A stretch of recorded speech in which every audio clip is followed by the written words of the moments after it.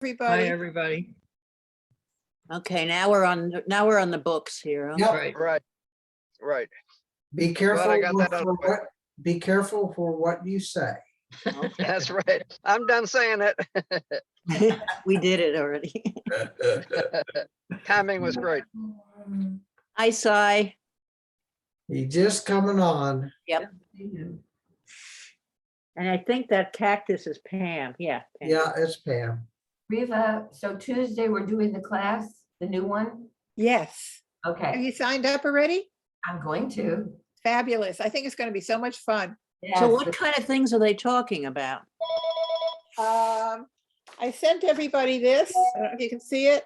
Hot Yeah, biblical but it's topics. not very specific. So what is it more, what kind of things is on the agenda or on the? We're going to be looking at biblical teachings regarding, very controversial contemporary issues such as homosexuality. Well, it's not only contemporary issues of long standing, but it's still of interest. Homosexuality, abortion, environmental issues. I think those are I think those are among the primary ones. I think there are a few others too. But the essence is that they've often been used and misquoted, misunderstood, mistranslated, and misused.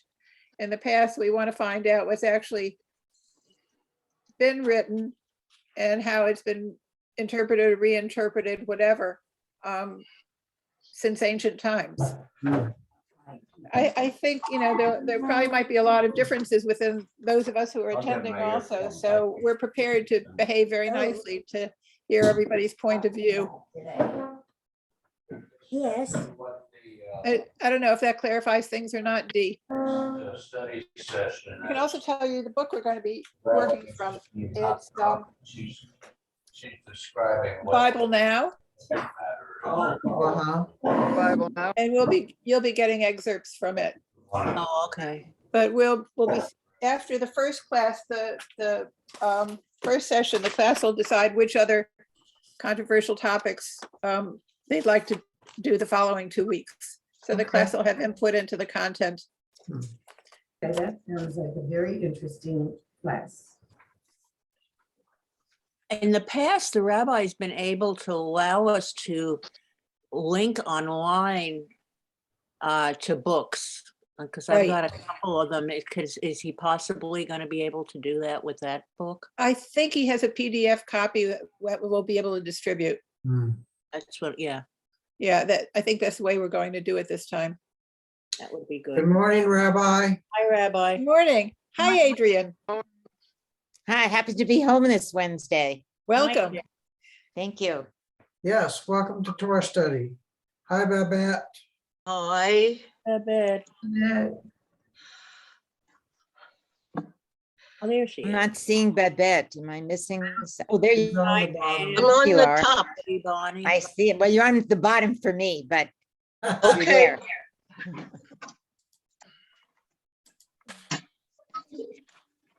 Oh, boy. You getting more replies for book club? Pam? What do you mean by You reply? know, who wants to read what, pretty much? Not yet. Yeah. I looked at the list that you sent out. There are about 4 or 5 books we've read already. Yeah, that list is old. We Yes. read some of those books. Yeah, so I guess we'll have to put in some new names and update a little. Yeah, in my free time. I Well, read the books and it's totally out of my head after I read them, so I don't. I thought, no, remember if we read Beauty Queen of Jerusalem, I sort of think we did, but yeah, we Yes. did, okay. Sorry, you were missed. You were missed at the concert. We haven't seen you in person for a while. Well, I haven't been going for a while. He wasn't feeling that well for a while. Oh, I'm sorry. I thought, now that you're out of the hospital, you're ready to participate Yes. in full. He's pacing himself. Okay, everyone, let's go ahead and get started. Again, remember to mute yourselves if you're not speaking and to make sure that your video is on so we can see your smiling faces. Let us begin with the blessing before Torah study. Baruch atah I don't know. Eloheinu melech No, I don't know. Asher Asher Tani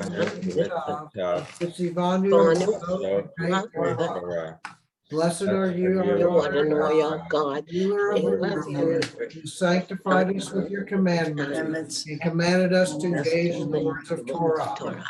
Amen. Amen. Rabbi, Good morning, everyone. Can you hear me and see me? yes. Yes. How are you feeling? I'm getting better slowly. What was the I'd say At matter least with it's in the right direction. The last What 3 was- or what 4 was wrong days with you? have been, I had a minor operation. Okay. Other people can fill you in on the details later. I also want to welcome Adrian to our Torah study. Glad you're joining us. Yes, nice to see Adrienne, and welcome to her and welcome to you all. We are on page 88 of our Torah study, a Torah commentary for our times by Rabbi Harvey Fields. Adrienne, being from the Californian area, may recognize the name Harvey Fields. He was Rabbi Wilkshire Boulevard Temple for many years. So today is Perek Aleph. The Sabbath is for celebration, for rest, not work, exclamation point. And so we're looking at Parshat Vayekel or Vayekel Pekudei, and this is the theme in that parsha or parshiot that we're dealing with.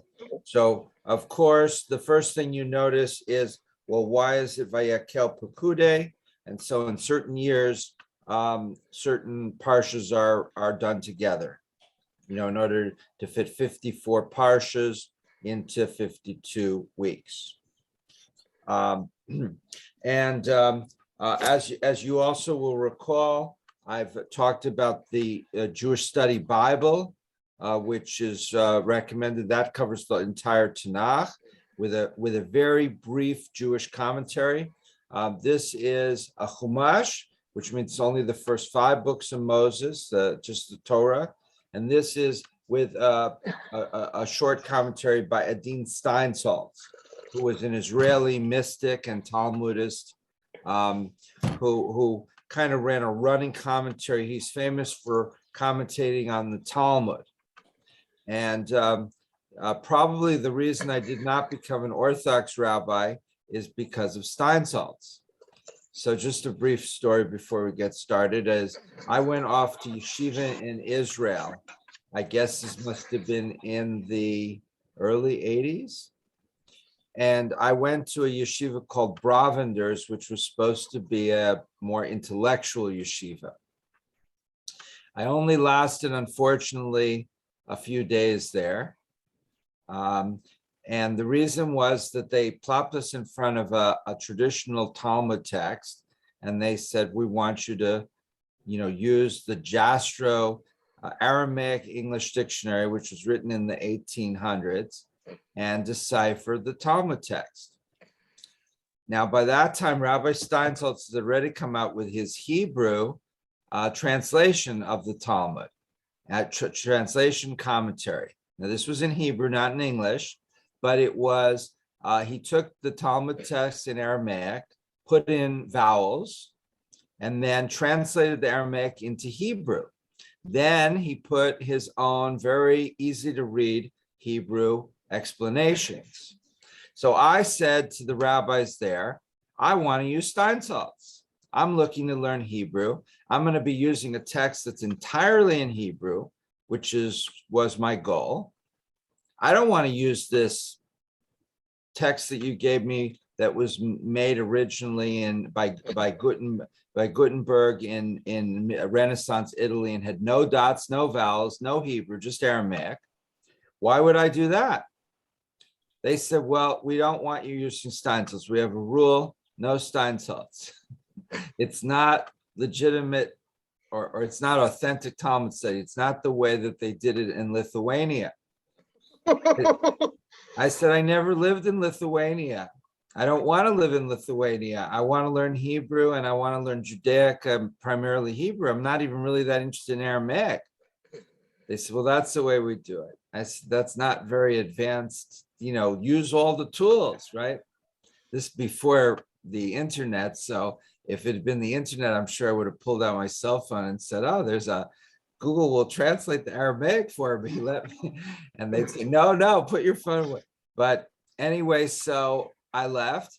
My family had prepaid the entire year. We didn't know that you could just show up. So I had to negotiate to try to get the tuition back. I think in the end, they gave back a little more than half or 3/4 or something. And that was the end of my yeshiva career. They didn't translate mamza, right? But Rabbi, I never thought of you as a rebel, though. Well, I guess it depends who you are, Pam. I mean, coming from different perspectives. So when I saw that Steinsaltz had done the same thing on the Torah and that it was translated into English, I figured I would get it. Anyway, so all of this is just to say that you may want to have some sort of a text of the Torah portion next to Harvey Field's commentary. You don't need it, but you might want it. Oh, there's Jonathan Green. Hi, Jonathan. And good morning to you. We are on page 88. Perek Aleph, the Sabbath is for celebration. Okay, just a couple opening comments. Anybody, brief comments related to the entirety of this episode about Shabbat? Yes, Pam. Has the URJ ever talked about a reform version of celebrating Shabbat? Something closer to the more traditional. Oh, good question. I wrote about this in one of my books. I think the New Reform Judaism, which was published by Jewish Publications Society. I believe I have a chapter in there about the Reform movement's attempt to give some context to Shabbat observance. And so, yes, that was a huge effort going back 40, 50 years, including Rabbi Plaut, who wrote who edited the 1-volume reform version of the Chumash that I just showed you, which I don't really like, but Rabbi Plaut was a very interesting guy, a refugee from Germany and a longtime rabbi in Toronto. And over the years, there was a number of efforts by groups of Reform rabbis in the Central Conference of American Rabbis to try to bring some structure to Shabbat. What is Shabbat? How is the average Reform Jew supposed to observe it? It was considered too nebulous. Rabbi Yaffe, who was the head of the Reform movement, previous, pushed very hard to create a sense of obligation for Saturday morning, not just Friday night, because right now we go Friday night and that's our Shabbat. And then we go home Friday night and we're done. And that includes me. Now we've had some Havdalah evening on Saturday night. We had a couple of dinners on Saturday night to try to, get interest in volunteerism, but we don't do that regularly. It was not too successful, and that's a weak underbelly of the Reform movement. Clearly, that we don't observe Shabbat, just on Friday night. And now we have a once a month Saturday morning service. So I think that's a step in the right direction, but if Riva wants to bring that to her committee to do a course on Shabbat in Reform context, that I just sent her this morning 4 possible topics for April and May, and she's writing it down. So that's a 5th. You're right. So we could have classes on Monday, Tuesday, Wednesday, Thursday, and Friday. Marcia says she'll sign up for all of them. Other brief comments on Shabbat before we get into the material. And welcome Ellen, and welcome a few others. And so good morning. Bernie. Yeah, I have a question. How do the rabbis justify them working on Shabbat? Like myself. Oh, especially the Orthodox. Well, well, I can't speak for the Orthodox. Because as I just confessed, I dropped out of yeshiva after less than a week. Let's take the case of a doctor. There's pikuach nefesh. So pikuach nefesh, that the obligation to save a life. And contrary to what some people might think, in traditional Judaism, it doesn't override everything. There are a few commandments, like worshiping idols, you're not allowed to overcome. And the whole story of the Maccabees, right? They wanted people to eat pork in front of a nice idol of one of the Greek gods, that you're supposed to be martyred rather than do that. But most things you can violate rather than die. But is teaching work? So wait. So a doctor's allowed to work on Shabbat because it's, even if it's not directly related to, it's indirectly related to saving lives. In the case of a rabbi, that's a little trickier. I mean, I've talked to the board several times that I really don't want to work on Shabbat, and so I now that I know that you support me, Bernie, I think I have a really good case that that I should get off Friday nights every week forever. But they weren't that sympathetic to that argument. I don't know why, but work in halacha on Shabbat is actually not work as we understand it. It's the 39 melachot, and some 39 melachot are the 39 categories of work that were done to build the tabernacle or the temple, and so therefore they're more technical categories. So I'm not allowed to weave on Shabbat. I'm not allowed to hammer, things like that. But officiating is not one of those categories. So the Orthodox rabbis presumably would say, well, we're not working, we're just praying, we're just teaching, we're just studying, we're just doing stuff you're supposed to do on Shabbat, even more than any of the other days, but somebody has to kind of lead it, and leading, teaching or praying is not work. Marcia? You're So muted, Marcia. creative output is creative activities are not considered allowed, like you were saying, weaving or something like painting or something of that sort. Right, would not be allowed according to the halacha. Boy, okay.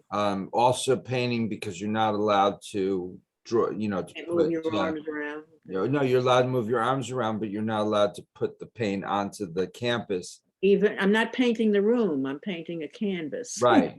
I mean, according to Orthodox, that would not be allowed. Now, getting back to Pam's question, one of the efforts in the 1990s, I believe, led to or 2000s, led to a book, a very nice book that I have in Jamaica on how to observe Shabbat in different ways in a Reform context.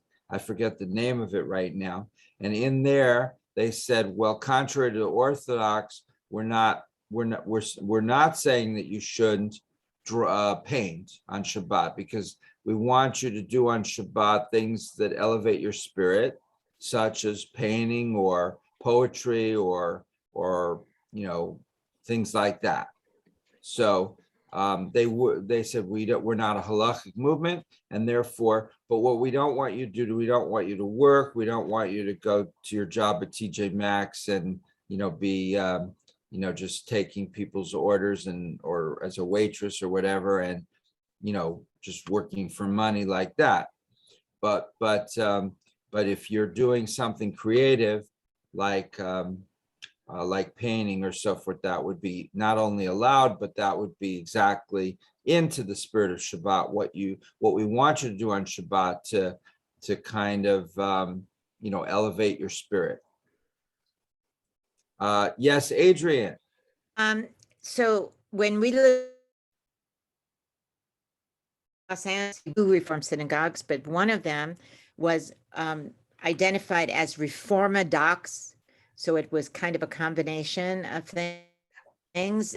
We learned about how to create a Shabbat that became very meaningful to Stu and I. So we drove to the synagogue for services. We ended up going every Saturday from 9 in the morning till 2 in the afternoon, Wow. which was really shocking for us.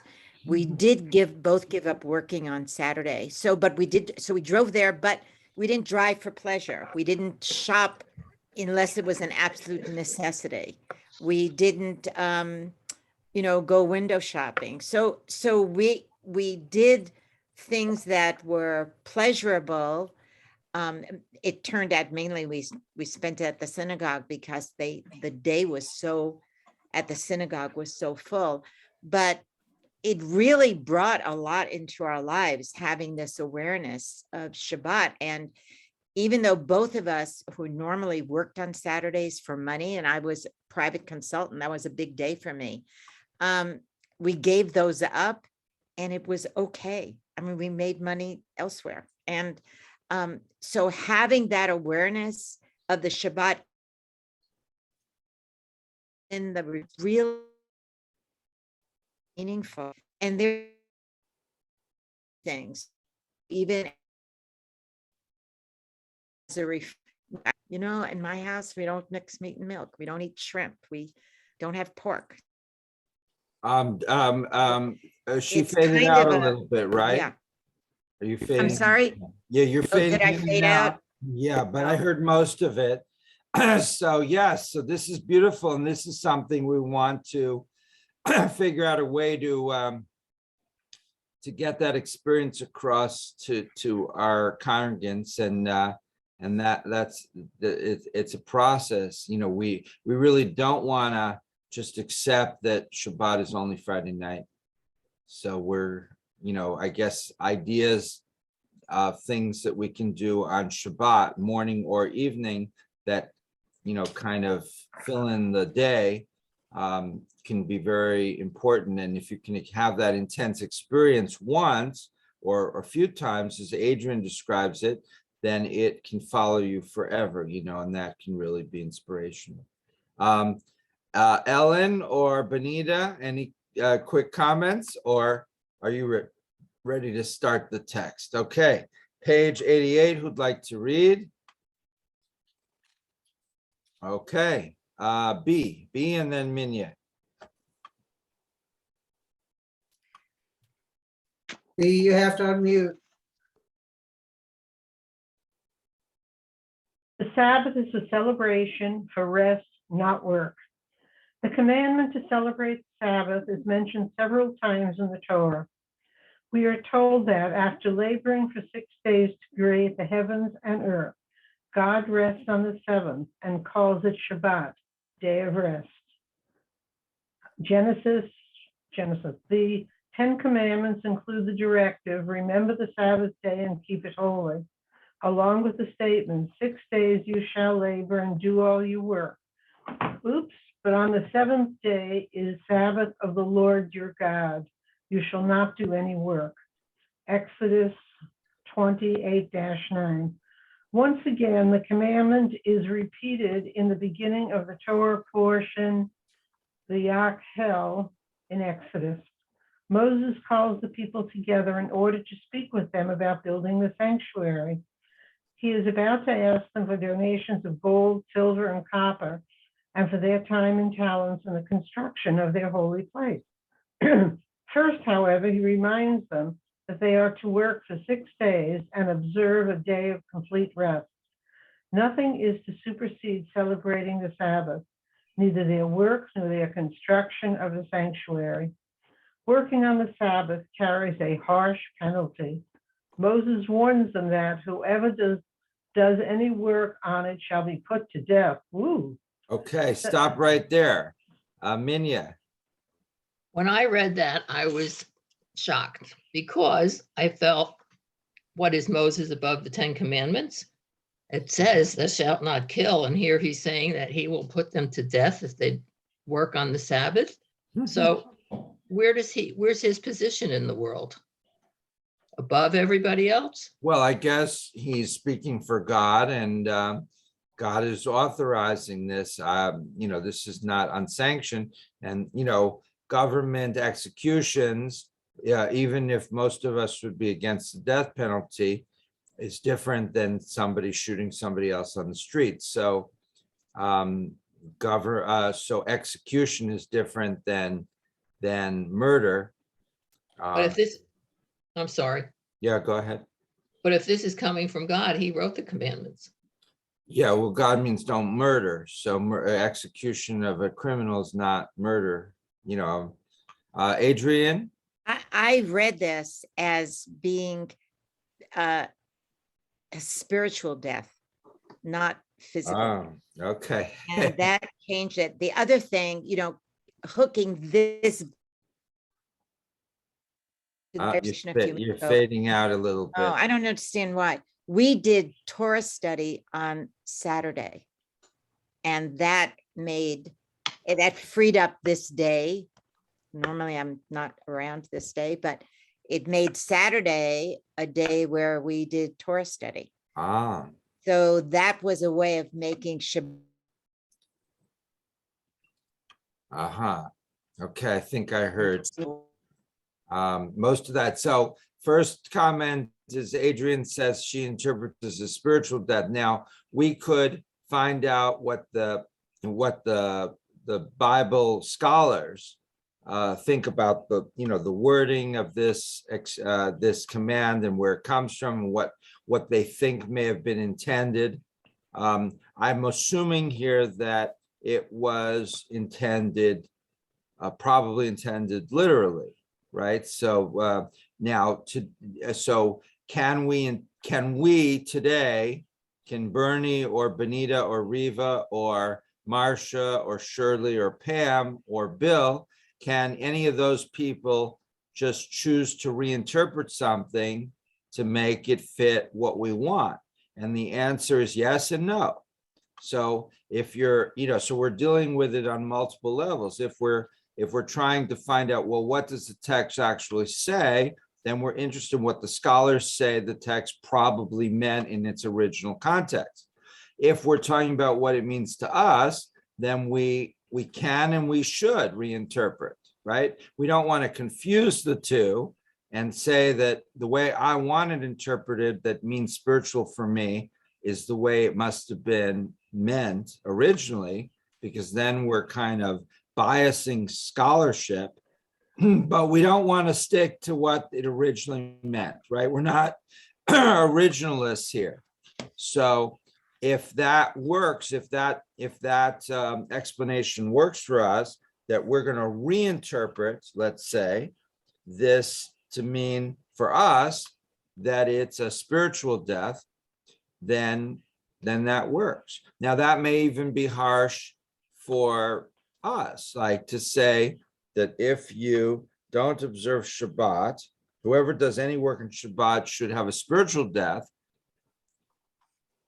That if you tell the Jewish person working in TJ Maxx on Saturday to make a little extra money for their coffee money, and you say to them, you're gonna have a spiritual death, even that is very harsh.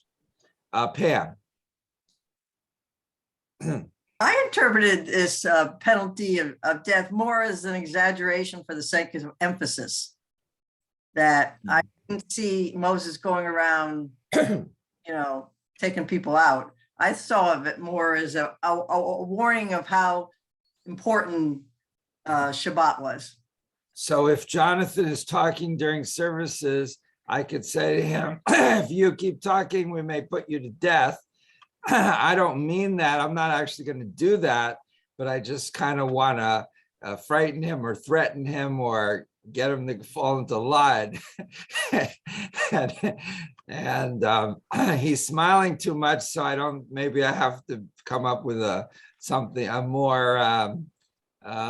threat that he'd take more seriously. But so you see it as kind of a just over the top way to intimidate. Okay, D or Steve? Okay, I raised my hand before. When I read this, I agree with Adrian. I looked at this as a spiritual death. I couldn't wrap my head around the interpretation of reading it so literally that they were going to kill the Jews if they didn't observe Shabbat. So for me, because to me, that's what Shabbat is. It's spiritual. That's the time from Friday night to Saturday night that we should look into our spirituality and maybe do some Torah reading. And I do like going on Saturday morning. I miss that very much. I did that coming from conservative. There's our next Saturday morning service is not this week, but next week. I won't be there, but Andre will. And so it's, I think, 10 o'clock to 10:45. Much of it's for children, but it's also, there's also adults there. And then there's a Torah study afterwards, and then there's a lunch. And the lunch is actually quite good. Okay. Minya, do you want to keep going? Thank you, B. Several centuries after Moses, the prophet Isaiah calls the Sabbath a delight. And Rabbi Hiya ben Abba, who taught in the 3rd century, tells his followers that the Sabbath is a day given only for pleasure. Most students of Jewish tradition agree with the evaluation of Rabbi Leo Beck that there is no Judaism without the Sabbath. All right, what do you think of that? Now, Rabbi Leo Beck, he was a German Jewish rabbi who was the leader of the Jews of Berlin during the Nazi era. He refused to leave the country, and he was put into Theresienstadt, but he had a certain symbolic importance, so the Nazis didn't kill him, and he survived the war. And then he was for 5 or 10 years after the war, a prominent Reform rabbi in Europe, in Germany and England. And he wrote a number of important books. So do we agree with him? I mean, is there a Judaism without Shabbat? If we just ignored Shabbat, can we go around teaching? Riva and I have been wanting to teach, Jewish ethical character development. So can we have that in the absence of any observance of Shabbat, no matter how symbolic? Or is Shabbat sine pro quo? Is that the expression? Any lawyers here? Is Shabbat absolutely essential? B. Well, to be truthful, most Reform Jews do not keep the Shabbat. And we still have a temple, we still are studying Torah, we are still doing many things, but it's rare that a Reform Jew keeps Shabbat all day. I guess depends how you define keep, but we do have services every Friday night. We do light candles, we do kiddush, we do send out messages every Wednesday or Thursday saying Shabbat is coming. So there is a certain, acknowledgement to Shabbat, but it's certainly not Israel, where all the buses stop and all the restaurants close and, basically everything shuts down. So B's point is well taken. Other comments, D? Minya? Yes, I agree that a lot of Reform Jews may not observe the Shabbat, but they know it's there. And whether they partake is, of course, an individual decision. But I think that the Shabbat, as it's celebrated, as many other Jewish traditions are, sets us apart from everybody else. Now, the other thing in this paragraph is the emphasis is on fun, or they use the words, the Talmudic sage says, given only for pleasure. And then the prophet Isaiah called it as a light.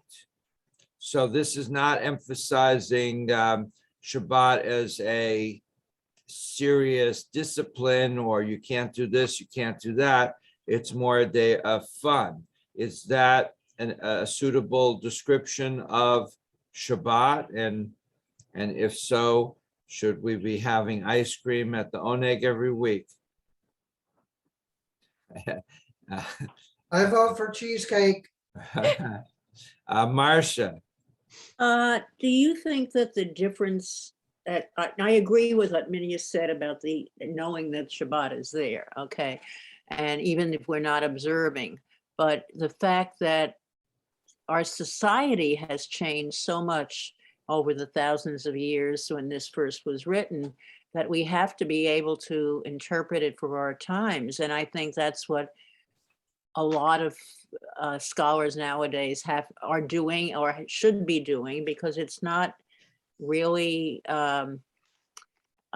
realistic to expect people to be observing this day. First of all, the 5-day work week was instituted, etc. Things are so different now. And there are people who, like my daughter works on Saturday. That's one of her work days. She couldn't take that job if she wasn't going to be allowed. I guess that she had to make that decision if she was being observant. But I think the changes in society are such that we have to reinterpret it in some way for reform. Well, I guess this decision of working on Shabbat goes back a long way. I remember my grandparents in Waterbury, Connecticut, told me there was one family in Waterbury, the Gelmans, who refused to work on Shabbat at all. And everybody else worked on Shabbat. My grandfather had a window washing business, and the businesses would rather have their windows washed when they weren't entertaining clients, which meant Saturday was the busiest day. And nobody wanted to open up their offices on Sunday because they were Christians, mostly Catholics. So Saturday was the big day. Now, my grandfather could have refused to work on Saturday, but I don't think that really was something he seriously considered, because it wasn't that profitable business anyway. So you don't want to take away your big day. And so that's the same as we face today, right? It's just, but today there's more laws and there's a little bit more support for it. We have, much more multicultural society where people have all these, much weirder customs than we do. So people aren't that shocked. And so it might be a little easier to do that today, but it's still not easy. Marcia. I was going to say, I remember having friends here who lived in Cleveland who said that at some point the Jewish services were being held on Sunday so the storekeepers could be open on Saturday. Yeah, well, there was a movement, a reform movement about 100 years ago, Sunday services, to move the services to Sunday. And, that would fit into the society better. And a greater number of synagogues, such as Stephen Wise in New York and Abba Hillel Silver in Cleveland, they didn't move Shabbat, but their big service was technically a weekday service held on Sunday morning, because that's when the Christians went to church. So it was easier to get the Jews to come. So they had the normal Shabbat service, I guess, on a Friday night, but they didn't have such great attendance. And then Sunday morning, it was just a weekday service, but that allowed them to give long sermons. These guys gave 45-minute sermons. So people really came to hear the orators. And that's why they attracted a lot of non-Jews, because their topics were very broad. They talked about Judaism, but they also talked about society. Riva and then Adrian. I really love this section from Fields, and I don't love every section equally, but this one I particularly like because I think it starts off with a literal translation and then moves on throughout the chapter. And I'm really hoping we'll have time to get to the end of it, because it moves to what is the essence of Shabbat. And for each of us, it could be different, but there are certain elements that I think hold. And I think it's really beautifully stated as we move on. But watching how this develops over time is, I think, very interesting. And like Adrian, and I think Dee and a few others, my family and I have celebrated our own version of Shabbat for many years now. I absolutely love it. I really see it as a time off and a time for looking inward and being with people that I love in a very beautiful way. I love Shabbat, but I also enjoy Rosh Chodesh, and maybe, it might be considered a failure within the temple because we always had a very small attendance, but there were some of us who were very devoted to attending Rosh Chodesh at the end of Shabbat, and it was an opportunity to see one another, to catch up a little bit, and wish one another a good week. And in my own family, we always did Rosh Chodesh with my grandchildren. And I love the idea of the Zaidi or the older person, touching the younger generation and blessing them and wishing them a good week. I remember that from my early childhood. And we did it in our household for many years here. And I just always found that so moving and so meaningful. Thank you, Riva. Adrian. I'm listening to the commentary about adjusting Shabbat to fit the work week. We actually have enjoyed doing the opposite, adjusting the work week to fit Shabbat. So on Shabbat, as I said, we would have Torah study was on.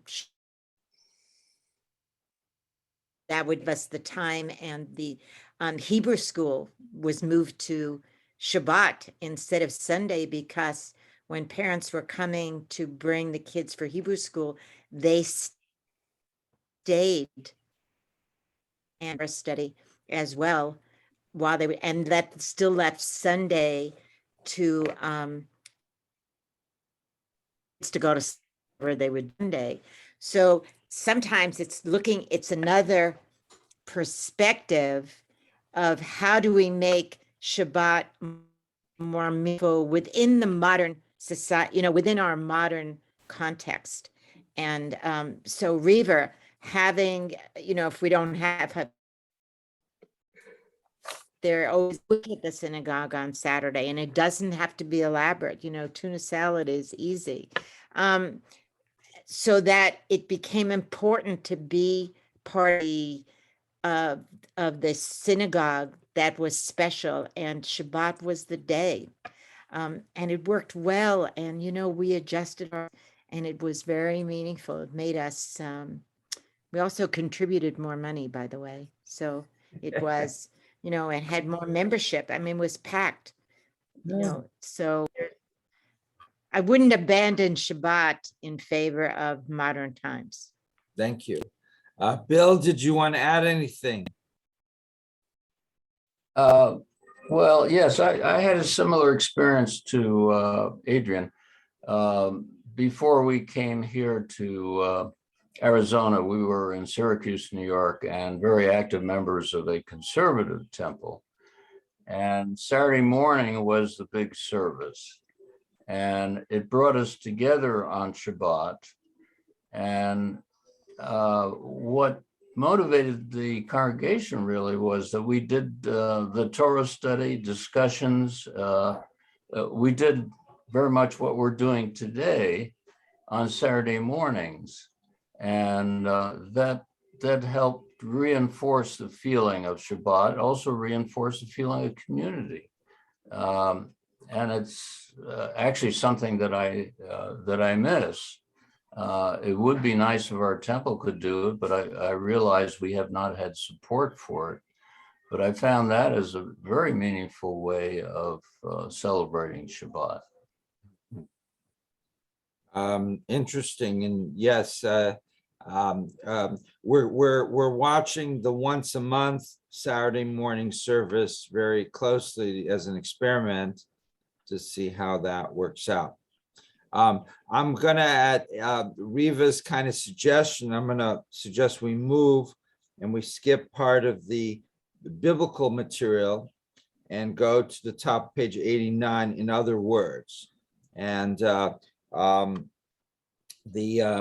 material we're skipping talks about the 39 categories of work, which is malachot, and what they are, and you know that you're not allowed to do them. So we're gonna move over to top page 89, which sets up a sort of a debate between two of the major thinkers of the conservative movement in the 20th century, Mordechai Kaplan, who is no relation to me, and Abraham Joshua Heschel. Both of them very, very famous people. Heschel known for his civil rights activism, Mordechai Kaplan, the founder of Reconstructionism. Okay, Minya, you can keep going. Top of page 89 to the left-hand column, the first full paragraph, in other words. In other words, for the ancient rabbis, the Sabbath is meant as a time for reviewing and examining important lessons of Torah. Studying each week's Torah portion exposes a person to questions of history, ethical challenges, and to the varying perspectives of great thinkers on some of the most perplexing issues facing human beings. Sabbath Torah study provides food for thought, time-tested insights, and experiences meant to enrich our understanding of ourselves, others, the world in which we live. One refrains from work on the Sabbath to benefit from the wisdom of Torah tradition. Rabbi Mordechai M. Kaplan, however, suggests that the Sabbath is more than a time for Torah study. He calls it a pause in our brushwork of life and compares its importance to the critical rest moments of an artist. An artist, he observes, cannot be continually wielding his brush. He must stop at times in his painting to freshen his vision of the object, the meaning of which he wishes to express on his canvas. For Kaplan, the Sabbath is a time for pausing, for taking a fresh look at what we are trying to do with our lives. It is a weekly opportunity to scrutinize our goals, hopes, successes, and failures. Getting away from work allows us a chance to assess its worth and the value of what we are doing with our energies and talents. After celebrating the Sabbath, we are ready, Kaplan says, to take ourselves to our painting with clarified vision and renewed energy. All right, well, so what do you think of this idea? So we'd spoken earlier briefly about Shabbat being a day of potential creativity where we want to paint if we're painters. Here, Kaplan says you should paint your creative stuff 6 days a week and put the brush down on Shabbat. It's a day to reflect and regroup. What do you think? Babette, John, or Marcia? Okay, Babette and then Marcia. Well, I think as far as the artistic and creative universe, you don't kind of control it, you know? Mhm. You can't say, well, I won't get my inspiration and my new ideas on this day or another day. I mean, where does your inspiration come from? I mean, it usually comes from within, you know? You can't say, well, on Shabbat, I won't be inspired. What if there's the most fabulous sunset or cloud formation and you got to put it down on paper? Mhm. You know, it's not something you can control by Shabbat.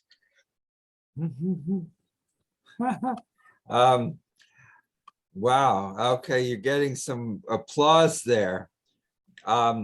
So Kaplan's idea is not practical. If you're an artist, you can answer that.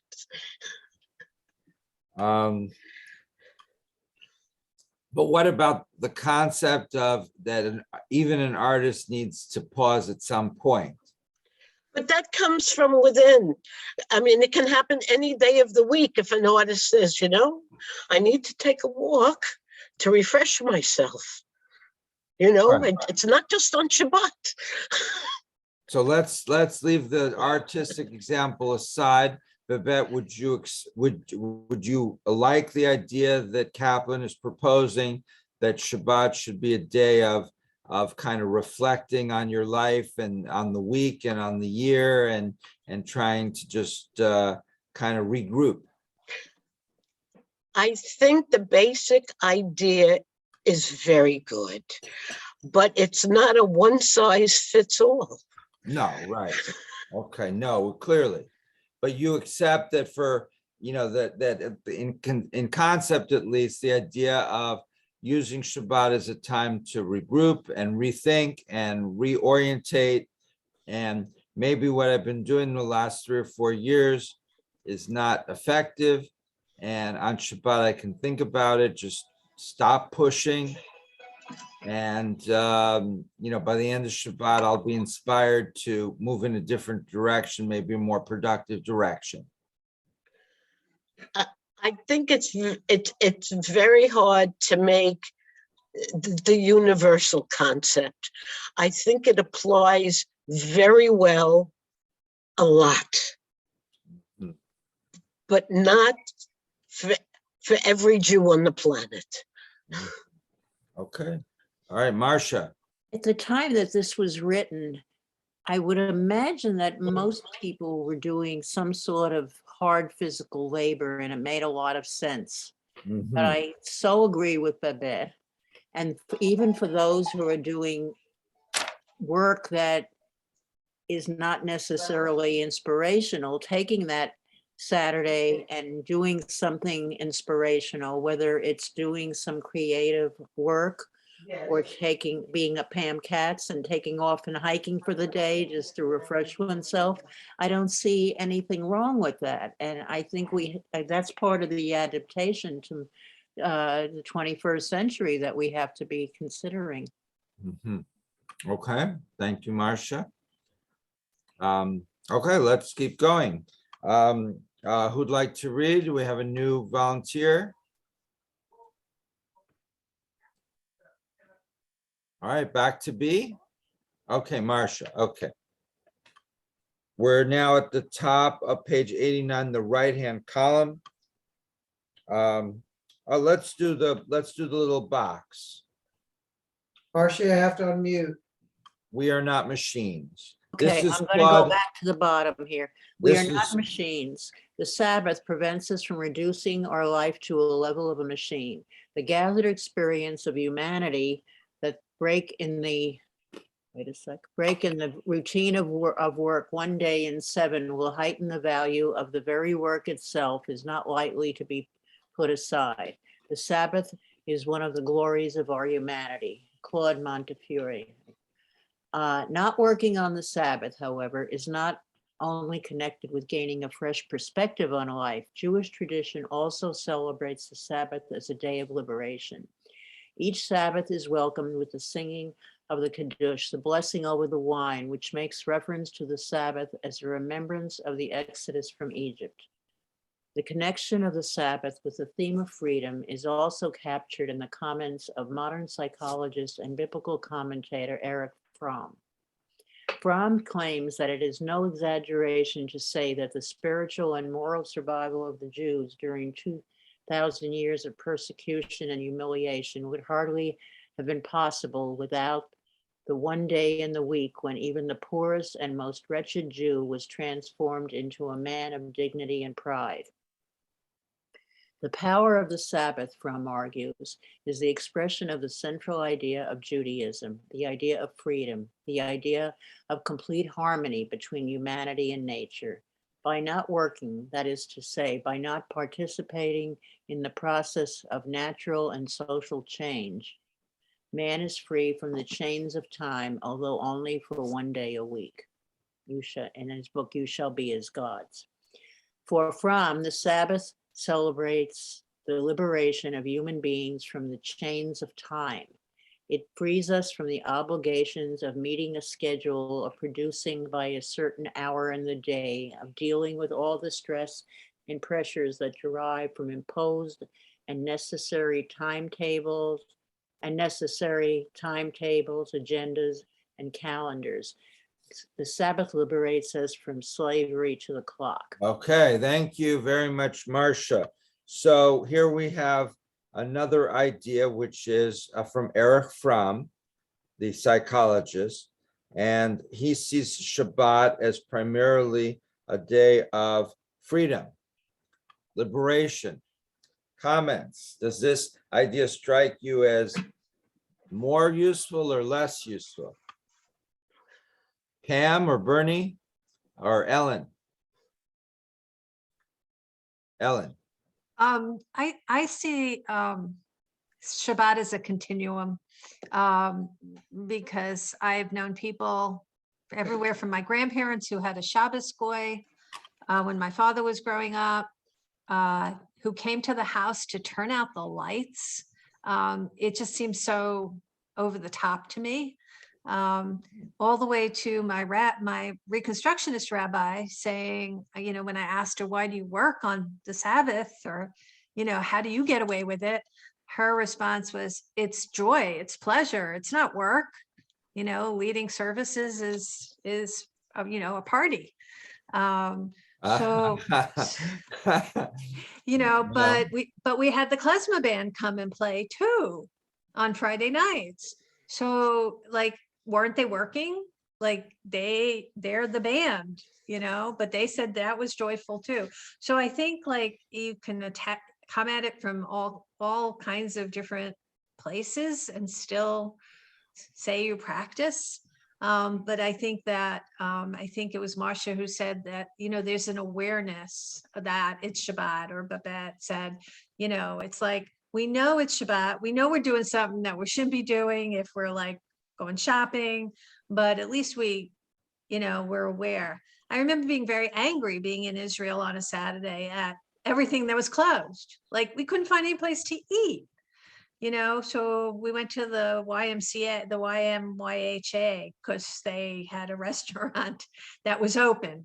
But so and then I have friends who are Orthodox who live inside their Erov, and only walk to shul and still live that way. So I think it's a continuum that you have to figure out what's right for you.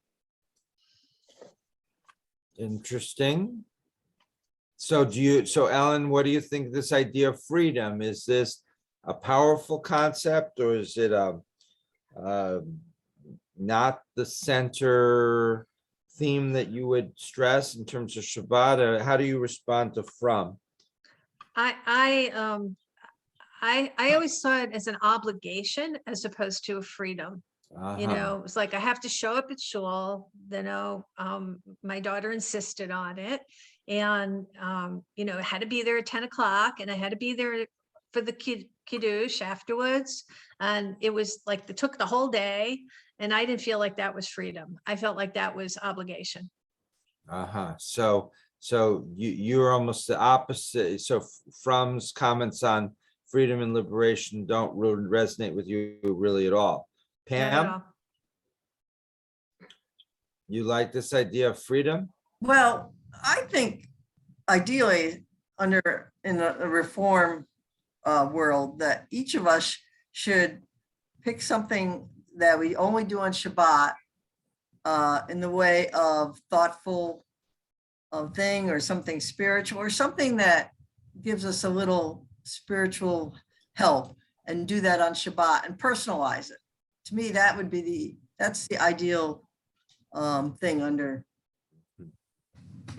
in the I was at a conference on Jewish education, and I heard the conservative radio talk show host, Dennis Prager.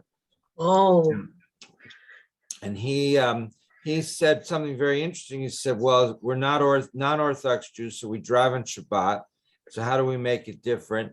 So he said, why don't we just play Hebrew music in the car on Shabbat? So the rest of the week you can listen to news or audiobooks or whatever. On Shabbat, or Rolling Stones. On Shabbat, you only listen to Hebrew music. So it makes your Shabbat more distinctive, but it's still within a non-Orthodox context. So I tried doing this for a while, and I guess my collection of Hebrew music was not sufficient. After a few months, I really was sick of the Hebrew music I had, and I gave it up. But I like the idea in theory. I'm not sure if it fits in with freedom and liberation or more regimentation. I think maybe the latter, but it was one idea. Other comments, Marcia? Well, you understood the Hebrew. To me, to put it on, I would just be listening to music. So why not just listen to music that we enjoy in the car driving or something like that?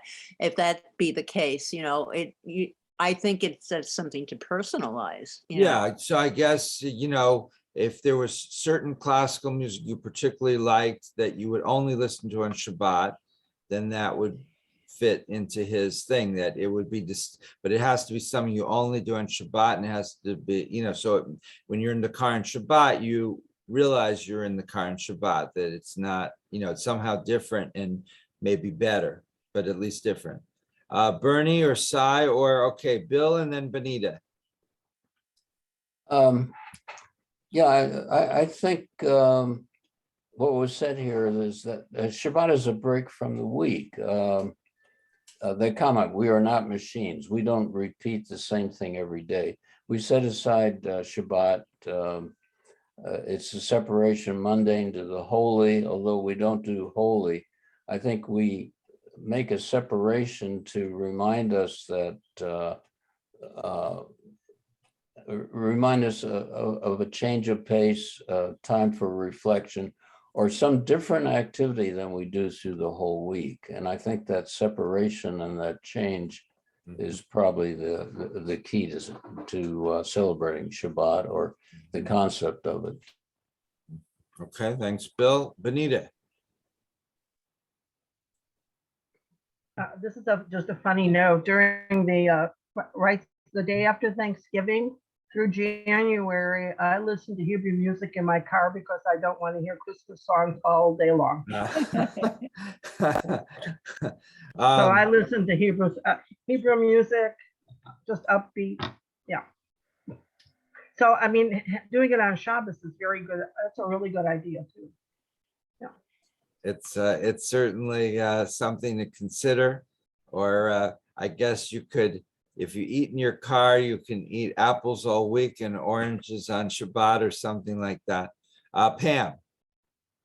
One thing nice about Shabbat is you can use the opportunity to think about your previous week and think about maybe a situation that you could have handled better, and then use that as sort of a weekly touch with okay, I'm gonna be a better person. And so it's kind of like it's a built-in situation. Okay, thanks, Pam. Dee. I think Ray had her hand up first, Rabbi. Oh, I'm sorry, Ray. Unmute, Ray. You have to unmute. I sit here and think of my grandparents and my parents. When we would go back to New York from Detroit a couple times a year and see my grandparents, who lived on the 5th floor of a walk-up. And my grandpa had a little fish store on the 1st floor. That was an exact Orthodox home. But my home in Detroit was surrounded as a preschooler by Catholics.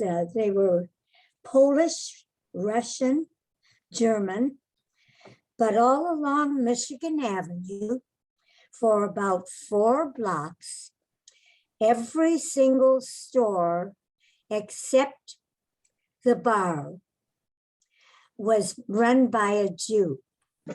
And it provided everybody in that neighborhood with their needs. My parents made hats, and the ladies were able to wear their buns. They were able to wear the hats in their style over their buns to church. And my mother would make veils for their weddings and for the girls when they, I forget the name of it, but when they became really Catholics and they came to the church with a veil. Every single one of them, except one store, kept their stores open on the Sabbath. But they knew it was the Sabbath, and there was a different feeling. Many years later, well, the last time I was in Israel, I stayed with first cousins. And every day they took me around to different places and different restaurants. Friday night, the candles were lit. And they went about much of their doings during a Saturday, but there was an entirely different feeling to the Sabbath. They recognized it. In Skokie, where I lived, it was a Reconstructionist at first, and then it changed after a couple of years. Reforms came in, and within a year, we went to conservative. And we would, those of us who lit candles, and we took turns. At first, when it first started, we went to the city hall and at sundown lit candles and had a service there. And then the next day, we would have a service at a Methodist church that gave us space. There was a difference in the feeling, but all of them, whatever the way they did it, whether it was in Israel or among the Jews on Michigan Avenue in their stores, they knew it was Sabbath. And there were times that we gathered in the nearby very Orthodox synagogue on Michigan Avenue. And all of us would be there and dance and be so Jewish. If you're Jewish in your heart, well, I'll put it a different way. Here, I live in a senior home, and I would sit every night with a different group of people. On Fridays, it was always a Jewish group, and there was that feeling. But on other days, when I was with Christians, they would begin by holding hands and saying grace. That is such a beautiful custom. If we do nothing else but say grace, I will not use candles because of fire, but we do have those little bitty candles that we can get. And just making the Sabbath a little bit different, it changes the whole day in your heart. and you're still just as Jewish as my grandpa and grandma were, and as my relatives in Israel did, without going to the synagogue. Not once in all the time I was with them did they go to a synagogue. Even funnier was that when I visited American relatives living in Palestine, it was the only place that I saw a bagel. So that the Sabbath is in our hearts. And if we do it in some little way, we're performing it. It's such a joy, Ray. You don't know how great you are. D, thank you, Ray. After that, Ray, that was so beautiful. Thank you. I have to agree with what, I didn't know what Ray was going to say, but she's usually very profound. I agree with her.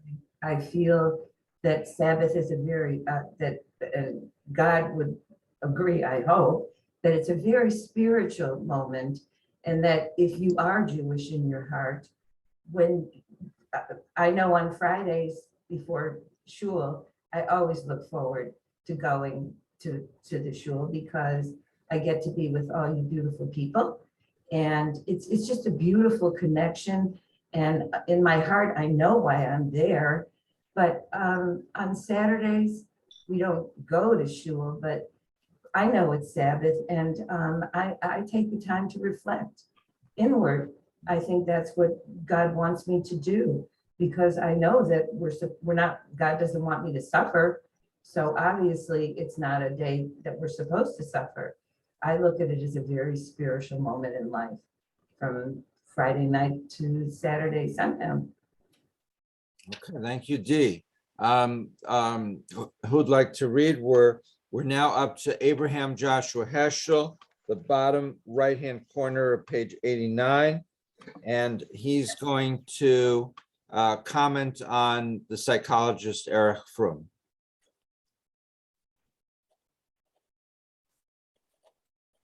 Okay, Pam.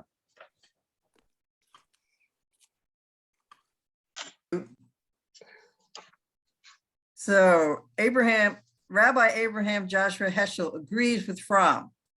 We have fallen victims, he comments, to the work of our hands. It is as if the forces we had conquered have conquered us. The Sabbath is the day on which we learn the act of surpassing civilization. On the Sabbath, we live as it was independent of technical civilization. Not working on the Sabbath. Wait a minute. Page 90. Thank you.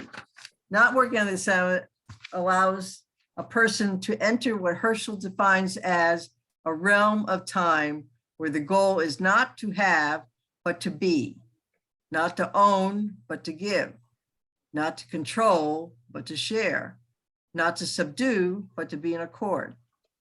Resting on the Sabbath, using it as a day of prayer and study and for sharing friendships and the love of family is a way of ruling time rather than allowing time to rule us.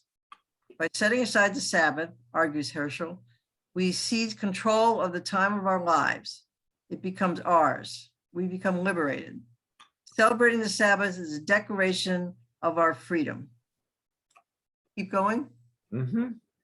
Pinchas Pele extends Herschel's views by pointing out that the purpose of the Sabbath is to remind us of what is really important in human life. For 6 days, we work, we compete, we struggle to shape the world to fit our needs, desires, and expectations. Celebrating the Sabbath as a day of no work reminds us that the real purpose of life is not to conquer nature, but to conquer the self, not to fashion a city out of a forest, but to fashion a soul out of a human being. Not to build bridges, but to build human kindness. Not to learn to fly like a bird or swim like a fish, but to walk on earth like a human being. Not to erect skyscrapers, but to establish mercy and justice. not to manufacture an ingenious technical civilization, but to bend our will to God's will. Yet, not working on the Sabbath, Pele points out, is a discipline. Celebrating the Sabbath is not a matter of occasionally rescuing oneself from exhaustion or taking time off when it is convenient. In order for the Sabbath to make a difference, it must be set aside and welcome each week. Rest must also be scheduled or created. By uplifting the Sabbath as a special day of no work, Jews reserve time for achieving a fresh perspective on life, for studying the wisdom of Torah, and for celebrating their. Observing the Sabbath each week heightens sensitivity to the essential questions and meanings of human existence. All right, what do you think? This is a third perspective or a fourth perspective. You've got Heschel and then Pele commenting on Heschel. Responses, Bill, Ellen, or Bernie? Bill? No. Ellen or Bernie? Sai, Minya, Benita, Jonathan, Babette. Riva has her hand up. Riva. Yeah, for me, I love these final paragraphs. I think they're just beautiful. And I think to some degree, I've tried to live my life this way for quite a while. And I see three elements as part of it. One is the ritual, and that's, you know, such things as lighting the candle and at the start of Shabbos. The social connection, you know, I think it's a wonderful opportunity to connect with those people that we really care about a great deal.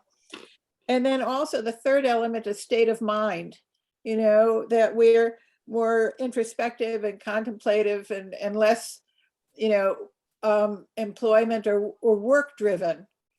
I love that break from that. So I think those elements are just beautiful. And I wish I could remember that statement about what is it? It's the question of the Jews make Shabbos or did Shabbos make the Jews? I forget the exact quote, but for me, it's true. You know, I think there are elements of Shabbos that enrich our life to an extraordinary degree. And this is an area where our ancestors really brought us, you know, some really beautiful wisdom that we can make a part of our lives in however we each want to do it. Mm-hmm. Okay, good. Thank you, Riva. So you agree with Pele? Let me go back to Pele. Pele is the thing, the purpose of life is not to conquer nature. Yes, I agree But with to a conquer lot of the that, way. and also a lot of Heschel. Mm-hmm. Okay. You know, I think it's part of us being free and not be driven by, you know, finances or obligations or whatever else. I think it is an opportunity to sort of go beyond our normal limits and go beyond, you know, our limitations, I guess. Mm-hmm. And I was part of an Orthodox family for many years, although I was never in many ways Orthodox myself. But I thought the elements of family getting together and having meals together on Shabbos was wonderful. And I hope, you know, as we become freed of COVID, that there'll be times when people in the temple or, you know, potential people of the temple, we know, could have, you know, maybe a Shabbos meal together or Rosh, or what do you call it? I'm blanking on the post Shabbos celebration. You know, it's times to be together and have a meal together, or just time together, more like a family than like an obligation. Yeah, we're trying to do that already carefully, and you know, and it's really the way that you build community. Steve. I like Pele's discussion here in regards to discipline. You have to be disciplined in order to, at least in our lifetime now, to celebrate Shabbat. I mean, there's so many other options available. I mean, you can go to the movie, you can go shopping, you can cook a meal, all these different things. But I think it all depends on your discipline and how you handle it. Mm-hmm. Now, as the rabbi, when I meet a new member, I don't I can't tell them you have to be disciplined, right? They have to bring that discipline with them. Would you agree with that? So it's, the congregation is only so strong as the discipline of the collective discipline of the members as a whole. And, but there are things we can do that encourage discipline rather than discourage discipline. And we have to figure that out and encourage. Marcia, Ray, and then we'll see. I'm going to be a little off on this. All these are men commenting. Okay, so now we have the ladies of the household who, when we were the ones here on our screen, when they were younger, there was no time out with the kids and things that had to be done. We had to do them. There was no, we're gonna just, oh, I'm just sitting here today for the day, you know, go amuse yourself kind of thing. It's a different story when you're a mom. And I think nowadays with shared parenting, it's the same thing for the dads now. And I think it's really hard for people to be able to sit down and put stuff aside for the day, especially with family. And all these people, these rabbis who were commenting, they had people doing for them. There was nobody, and this is older in past times at that point, you know. And I mean, Rabbi, do you take a Saturday? I don't mean to put you on the spot, but to do nothing. It's okay. I mean, it's really difficult. Oh, Yeah. do I what? Take time, the day off on Saturday and just to sit and reflect. Well, I guess it depends how you define that. Yeah, I mean, you know, a little bit yes, a little bit no. You know, it kind of depends, you know. Well, you take kids to soccer practice also on when you're a mom. Part of it, yeah, yeah. And that's Ray, because we can't change the world Saturday soccer practice, you know. So, walking dogs is a good way to have time to reflect. I use I answer emails while I'm walking the dogs. Ray and then Riva. I have just a little anecdote. My husband's family were very observant. They were part of not Orthodox. They were part of a conservative and very large synagogue in Minneapolis. And this is a story that one of the young people told me about Passover. Our Passovers there were absolutely marvelous. There would be as many as 32 members of the family present. The singing and everything else was so marvelous. But this young cousin of mine said that at one time, the grandma was in the bedroom ill, which was a common thing for her. She was an invalid. And grandpa was conducting the service. And grandma started to cough and she made some noises. And one of the daughter-in-laws stood up to go back and attend to her. And grandpa said, no, this is a Passover Seder. We must go through the whole thing. That young woman never forgot that about the old man who was highly observant and was highly respected in a large synagogue in Minneapolis. So what I'm saying is there is a humanity that is being conducted, and we are being taught it every time we open this book. This is such a human Torah. we have to mix the two. I think you understand what I mean. What I am saying is tradition is beautiful, but the way we treat one another, and the way we conduct our businesses with honor and justice, that's what makes a Jew, in my feeling. Thank you, Ray, and very, very profound and from the heart. Responses to that or to anything else? So we're left with a conundrum of how to observe Shabbat.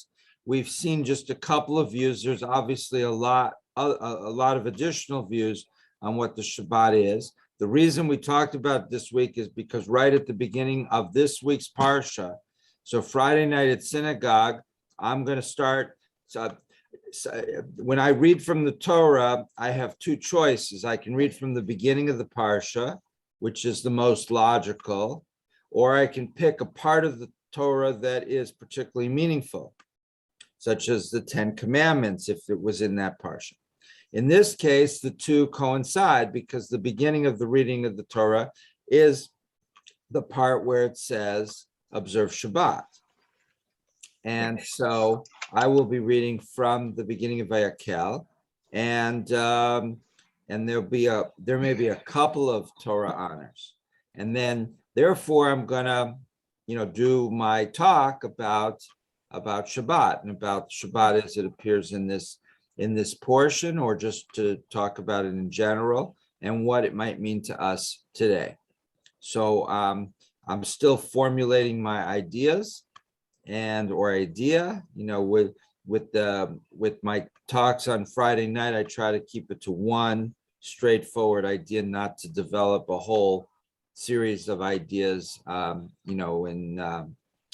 connect them together, but just to present something straightforward that people can really grasp easily and hopefully remember. So that would be my challenge for this week, is what is there to say about Shabbat that both reflects what's in the Torah and that has meaning for us today and can inspire the people both in the sanctuary and watching on streaming at home. I think Pam said this, or a couple of people in addition to Pam, Babette said this as well, that's not one size fits all. Clearly, how we integrate Shabbat into our lives is going to, especially in a Reform context, is going to depend, on the person and on their situation and where they are and what they're doing and who they're doing it with. And so you've got to be flexible. Final comments. We've got about 4 minutes for 2 or 3 very quick conclusions, if you'd like. Adrian. Okay, very quick. Another thing that I brought from my old synagogue in California, for Passover, before the Seder started, the rabbi said, whoever was hosting the Seder, including the temple itself, the Seder is going to last X amount of time, 45 minutes, 55 minutes, whatever it is. So please do not ask about food before then. And he established that in the beginning. And something, people saying, oh, when is it going to be over, whatever. We set that up in advance. We get to have a Seder that is not constantly interrupted. And you faded out a little there, but I think I got the context again. And we try to do that with everything, not just with the Seder. So I think people on Friday night are pretty aware of the time that we do. I'd originally, tried to keep it to an hour, but that didn't work. So we run around an hour and 15 minutes. And I think that they can see that we try to respect their time. We try to start pretty much exactly at 7, and they are fairly confident we're going to end around 8:15, give or take 5 minutes.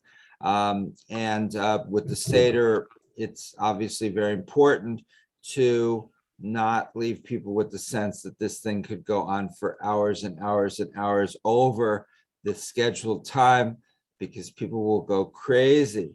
Now, one solution to that is to give people food that they can nibble on, but that's not halachic. So halachic, you're not supposed to, snack or eat, right before the Seder or during the Seder.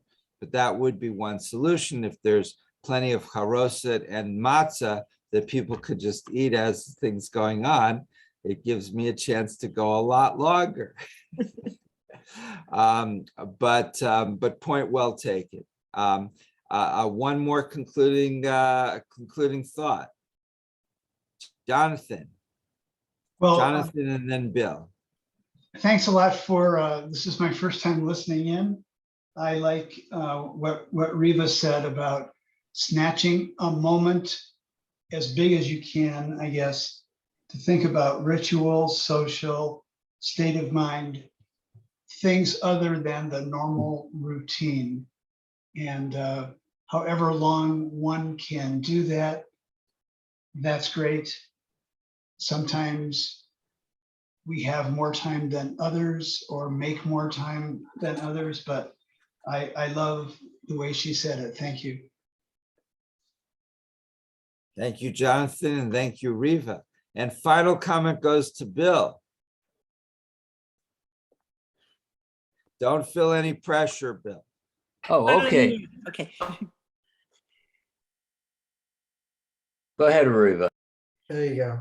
No, I didn't want to interrupt Bill because I just was going to do a quick commercial for the class that's coming up, Hot Biblical Topics. And I see some people with their thumbs up. Thank you, Pam, and a couple of others.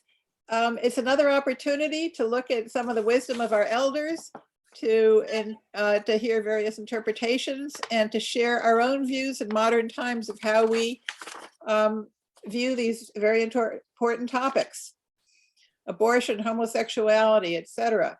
And after the first class, we're going to have an opportunity to select which other important moral dilemmas we will be discussing. So we'll have right from the start, we'll have input into the content of our course. When is it? Pardon? When is it? The dates it starts are March 15th, 22nd, and 29th. It's 3 Tuesdays at 10 a.m. Registration has just opened. It'll be on Zoom, and as we've done in previous classes, we make a YouTube copy of each class. So if for one reason or another you want to hear it again, or you missed the class but you'd like to find out what you missed, you can watch the YouTube afterward. And the cost? The cost is $18 for members and $25 for non-members. You said it's on Tuesdays or Thursdays? Tuesdays. Tuesday, thank you. Okay, Bill, over to you for the final comment. Okay, I'm honored to do the wrap up. I just had a thought here. During the week, we're so assaulted with all the distractions, our cell phones, our computers, everything. And as was pointed out, it's very important that if we're going to celebrate Shabbat, we need the discipline to start. And this thought occurred to me. I'm just wondering, where do we see the models? Where do we see the actual celebration of Shabbat? People doing it. So few are doing it. When we were younger at another time, there were so many frum people that were celebrating Shabbat. It was mentioned, we had Shabbos Goy and everything. We had the models there. So where are the models now of a meaningful celebration of Shabbat? And how do we create that so that we can find the discipline to do that? That's a big question. I think it's a very big challenge to us today, where we don't have this obvious set of models. We're post-assimilation American Jewish community, and it creates huge challenges. That's not an answer to Bill's question, but it to start.